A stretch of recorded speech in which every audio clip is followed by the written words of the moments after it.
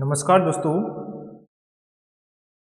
A-Wi-Fi online classes में आप सभी का स्वागत है। आज की इस वीडियो में हम टॉप 30 जीके के क्वेश्चन आपके लिए इस वीडियो में आपके कराने वाला हूं, जो आपके लिए एग्जाम के लिए इम्पोर्टेंट है। ये सभी क्वेश्चन आपके प्रीवियस ईयर एग्जाम में पूछे गए सभी क्वेश्चन हैं, जो आपके एग्जाम में आने के चांसेस हैं। तो आप वीडियो को पूरा अंत तक जरूर देखें। जो नए जुड़े हैं चैनल को सब्सक्राइब कर लें और इस वीडियो को शेयर कर दें।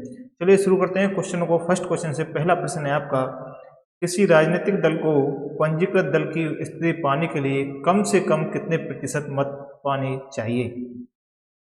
चलिए बताइए कितने प्रतिशत मत होने चाहिए जिससे राजनीतिक दल को पंजीकृत दल की स्थिति पाने के लिए। तो इसका राइट आंसर आपका होगा जो 4%, जो डी ऑप्शन दिया हुआ है, डी ऑप्शन आपका सही हो जाएगा। 4% कम से कम मत प्रतिशत होना चाहिए। नेक्स्ट प्रश्न है आपका, और आप इन सभी क्वेश्चनों को टेस्ट के रूप में जरूर लगाएं और हमें कमेंट करें कि आप 30 क्वेश्चनों में से कितने क्वेश्चन आप सही कर पा दें। दूसरा प्रश्न है आपका, भारत के नियंत्रक एवं महालेखा परीक्षक का कार्यकाल कितने वर्षों का होता है? तो आपके जो नियंत्रक एवं महालेखा परीक्षक का कार्यकाल है वह आपका 6 वर्ष का होता है। तो डी ऑप्शन आपका बिल्कुल सही जवाब आपका हो जाएगा। डी ऑप्शन आपका सही होगा। बढ़ते हैं नेक्स्ट क्वेश्चन की ओर। नेक्स्ट प्रश्न है आपका, भारत का प्रथम मुख्य चुनाव आयुक्त कौन था?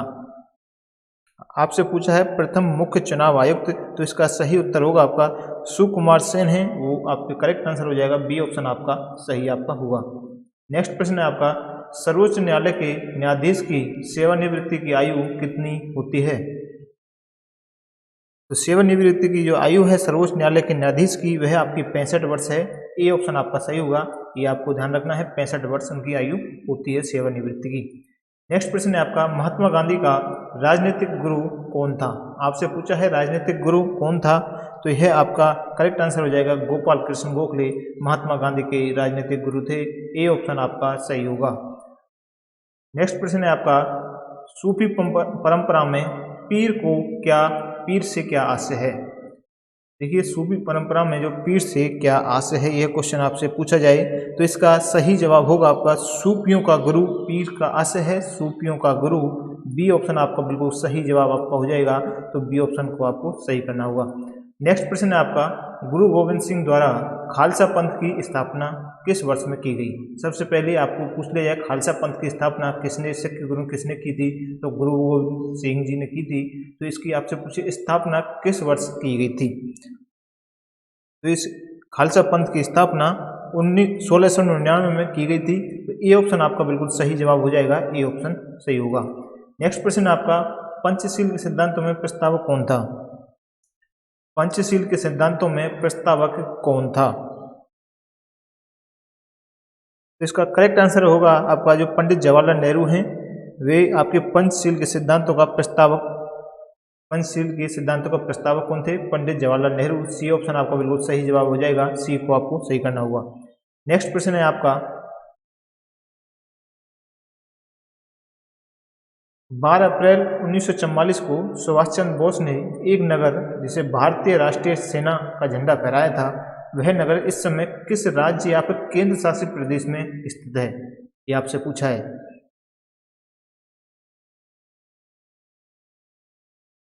तो वह नगर है वह आपके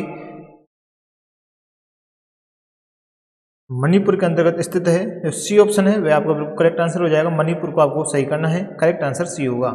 नेक्स्ट प्रश्न है आपका, निम्नलिखित में से किसको किसी कोशिका में अचल संपत्ति माना जाता है? देखिए साइंस का क्वेश्चन है, आपसे पूछा है कि किसको किसी कोशिका में अचल संपत्ति माना जाता है। किसे माना जाता है अचल संपत्ति? तो आपका कार्बोहाइड्रेट है उसे अचल संपत्ति के रूप में माना जाता है। तो ए ऑप्शन आपका बिल्कुल सही आपका हो जाएगा। नेक्स्ट प्रश्न है आपका, भूमि का जल मूल रोमों तक किस दबाव से पहुंचता है? तो यह आपका परासरण दबाव के कारण पहुंचता है। सी ऑप्शन आपका सही हो जाएगा। सी ऑप्शन करेक्ट होगा, परासरण दबाव। नेक्स्ट प्रश्न आपका, मधुमक्खियों के प्रजनन एवं प्रबंधन को क्या कहते हैं? देखिए मधुमक्खियों के प्रजनन एवं प्रबंधन को हम आपका एपीकल्चर कहा जाता है। तो डी ऑप्शन बिल्कुल सही है, आपका जवाब हो जाएगा। एपीकल्चर आपका करेक्ट आंसर होगा। नेक्स्ट प्रश्न है आपका, रक्त के स्कंदन हेतु कौन सा विटामिन आवश्यक है? तो आपके रक्त के जो स्कंदन हेतु कौन सा विटामिन आवश्यक है? तो यह आपका विटामिन के है, वह आपका सही जवाब हो जाएगा। सी ऑप्शन सही होगा, करेक्ट आंसर सी होगा। नेक्स्ट प्रश्न आपका, लाल रक्त कणिकाओं का औसत जीवन काल लगभग कितने समय का होता है? काफ़ी बार ये क्वेश्चन आपसे पूछा गया है।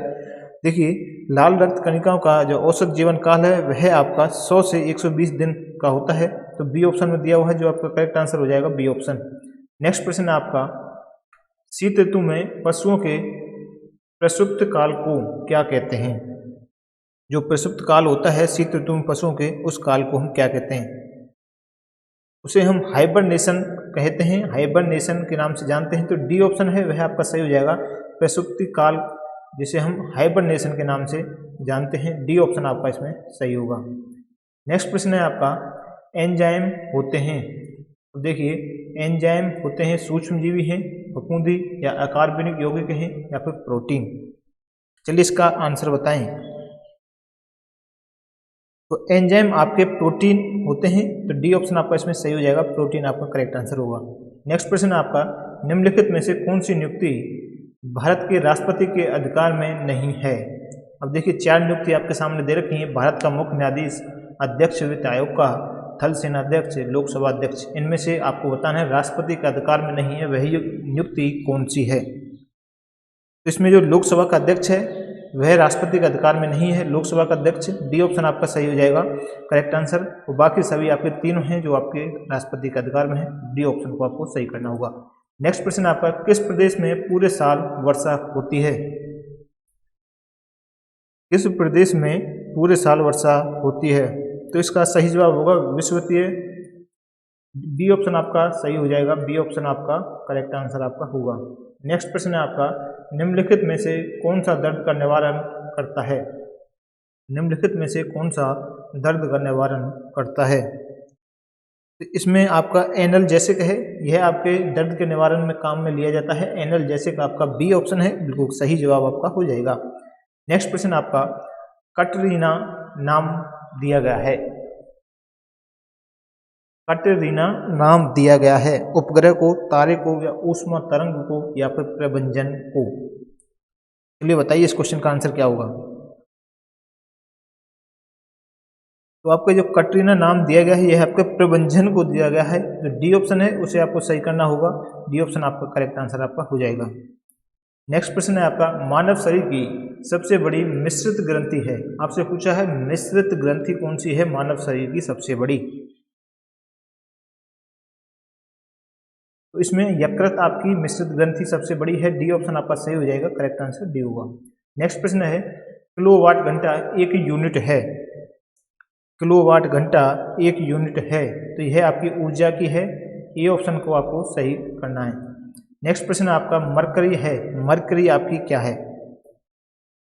देखिए इसका सभी को पता होना चाहिए, मरकरी आपकी एक द्रव धातु है, ना कि गैस के रूप में, यह एक द्रव धातु होती है। तो डी ऑप्शन आपका करेक्ट आंसर हो जाएगा, मरकरी।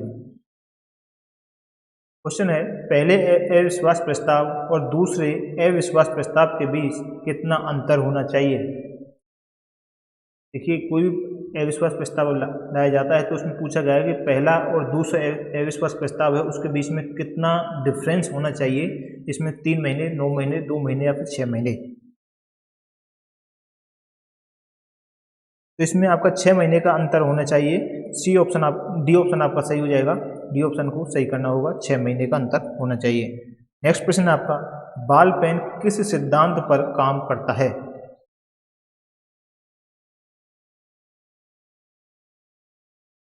चलिए इस क्वेश्चन का आप हमें कमेंट करके बताएं कि इस क्वेश्चन का आंसर क्या होगा। तो ये थे आज के क्वेश्चन जो आपके एग्जाम के लिए इंपॉर्टेंट थे। तो आप इस वीडियो को शेयर जरूर कर दें। जो नए जुड़े हैं चैनल को सब्सक्राइब कर लें और नोटिफिकेशन बेल आइकन को ऑल कर लें, जिससे जो भी हमारा नया वीडियो आएगा उसका नोटिफिकेशन आपके पास पहुंच सके। तो वीडियो को लाइक करें। और आपकी साथ ही साथ एसएससी जीडी की भी इसमें क्लासेस, जीके जीएस की क्लास आपकी चल रही है टेस्ट के रूप में, तो आप उन वीडियो को भी देखना नहीं भूलें। मिलते हैं नेक्स्ट वीडियो के साथ। धन्यवाद।